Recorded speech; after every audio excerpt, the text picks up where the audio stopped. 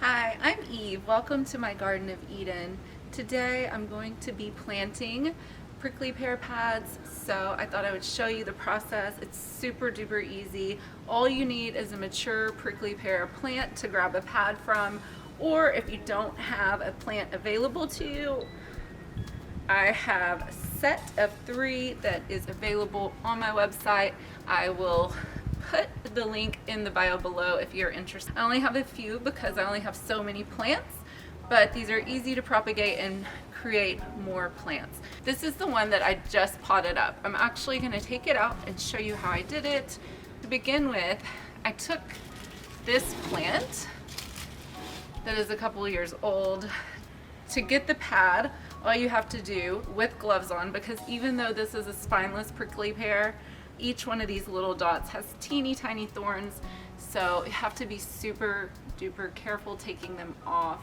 And I'm just gonna take one and twist counterclockwise until it pulls away from the mommy plant. And you can see there's a rounded side and a pointed side on the end. So the roots are gonna start growing out of this end. Each one of these little dots will produce roots once it's in the soil. Now these have been storing water, so you're not even gonna have to worry about watering this or anything for a month. It's the easiest, most low maintenance plant ever to grow. You can grow it in the ground if you live in zone 7 or above.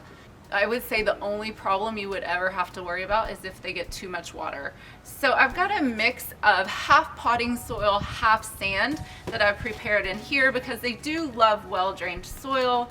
And I'm gonna dig to where I plant this, probably to where the soil comes to about right here. I'll go ahead and use this one that was already in here. And I'm just gonna push the soil mixture around the plant, kind of pack it in to where it's not falling over. Now these will grow no matter what direction you plant them. If you put them on their side, the roots will grow out from the bottom and it'll eventually start growing up.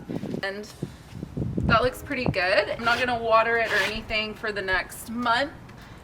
After that, I may give it water every other week or so in a really dry spell. Otherwise, if it's raining outside, I'm just gonna let Mother Nature water it for me. I grow these in a variety of soil types. They do well in my clay soil. When I mix the potting mix up, I add sand to let it be more well drained. I've grown them in full sun and partial shade. So they're pretty varied on their light requirements and soil requirements. They're really easy to take care of. So thank you for joining me. I hope you have a great week. Happy growing.